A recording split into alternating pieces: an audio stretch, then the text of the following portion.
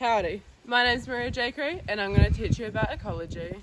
More specifically, I'm going to discuss with you the different climates in Aotearoa and its effect on our beautiful landscapes where our flora and fauna live.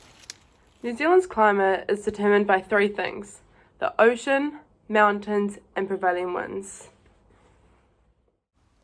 Following on from that, as you can see here, we are looking at the South Island.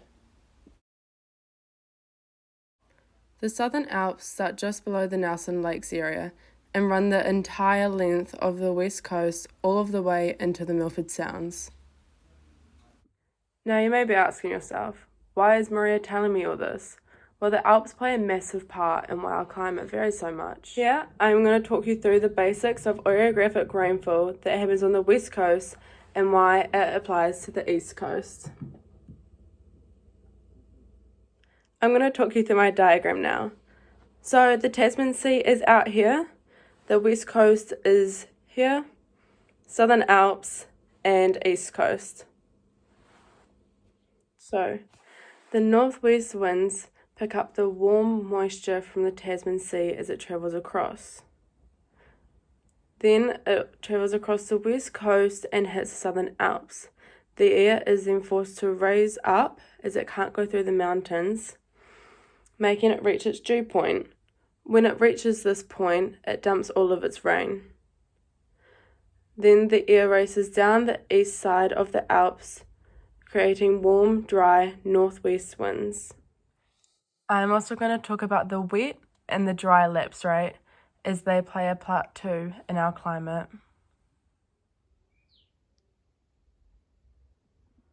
Sweet, so this is my lapse rate example. So lapse rate LR for short. So in Greymouth we have wet LR and dry LR in Christchurch. This is the Southern Alps in between, the mountains that go along the South Island in New Zealand. So over here I've written 0.6 degrees every 100 metres of elevation and 6 degrees every 1,000 metres. Over in the dry, you can see that I've written 1 degree every 100 metres and 10 degrees every 1,000 metres. This is what is lost when you go up in elevation or what is gained when you go down. So over here we're starting in Greymouth with 18 degrees. We then travel up 1,000 metres, making it 12 degrees. Then 2,000 metres, making it 6 degrees, and the top 3,000 metres, 0 degrees. Coming down on the dry side, you're then gaining at 2,000 metres, you're then being at 10 degrees, then 1,000 metres, it's 20 degrees, and ground, once again, is 30 degrees. This is quite a difference. As you can see, in Greymouth is 18 and Christchurch is 30. This comes from the dry and the wet lapse rate. I hope this gave you a basic understanding on the weather, so now you can imagine why the climates are so different on the west compared to the east coast. I'm going to now show some photos and videos to help with that.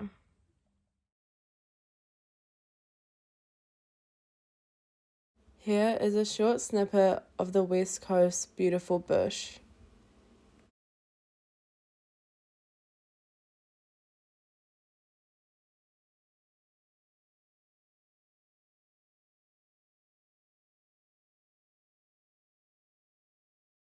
Here we have transitioned into the east coast and the drier climate over here.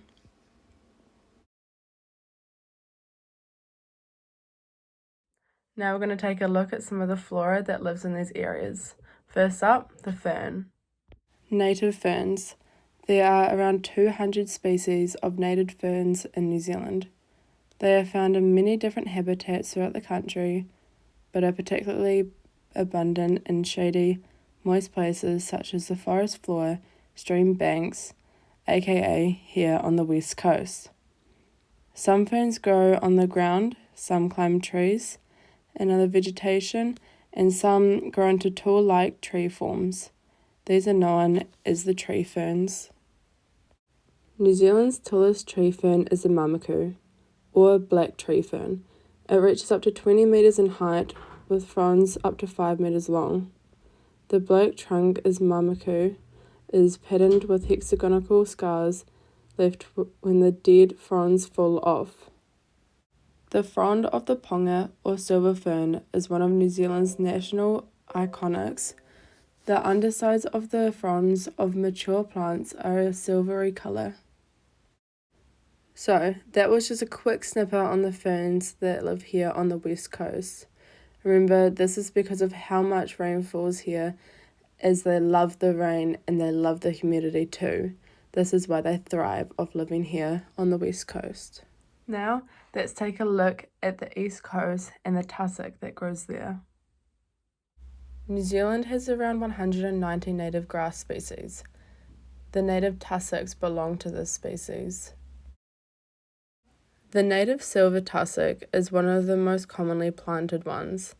This is due to its attractive appearance and its tolerance towards dry, exposed habitats, and it is also a fast-growing one. Over time, people have adapted to actually planting these in their backyard. This is because they're so easy to look after and they look really good. Fun fact, the tussocks bunch when they grow. This is because it tends to smoulder and not ignite into flames, unlike other invasive species of annual grasses that contribute to fire spreading. Tussocks, on the other hand, bunch together and are very dense, so it's extremely hard for them to actually catch fire. Sweet, I hope you learned something new just then, and you could just see the comparison between the two climates and why those plants do so well in those areas. Now we're going to move on to some fauna, and we're going to talk about the difference within them. Kaka are found in different places over New Zealand, but commonly on the west coast. This is because of the big forest parks here. Flocks of kaka gather early in the morning and in the late evening to socialise. Their amusing antics and ridiculous voice lead Māori to refer to them as chattering and gossiping. It is common for kaka to be mistaken as birds, when in reality they're actually a parrot. This is probably why they are known to be a little more cheeky even than a parrot at times. A particular hobby the kaka have is stealing the tourists' shiny possessions, and they've been warned. There are signs all over the place warning the locals and the tourists not to feed and not to encourage the kaka, otherwise this happens. Now I am going to introduce the skinks and how they are more commonly found on the east coast compared to the west. Skinks are more slender than geckos with narrow heads and small eyes, a narrow neck which is nearly as wide as the head and smooth, shiny scales on the surface of their skin, and there are about 78 species of skink in New Zealand, but new species are still being discovered today. Skinks prefer grasslands, especially tall grass species or rank grass, scrublands and vinelands rather than forests. They love dry, open areas with lots of places to bask and lots to cover and hide under. Skinks are a great backyard buddy, as their sleek bodies and quick reflexes make them excellent hunters of insects. Having skinks around will help control your crickets, moths and cockroaches. Oh hey, you're still here. Thanks for sticking around. I hope you've learned something today. It's been a big day full of a lot of adventures and a lot of learnings. Quick recap on today though, just in case. The climate in New Zealand and why it is like it is. This is the main thing of what we talked about at the start. About halfway through, I went into the influence that it has on the country's species and the landscape around. I hope you picked up some notes, took some notes down, and I'll see you next time. Ka kite.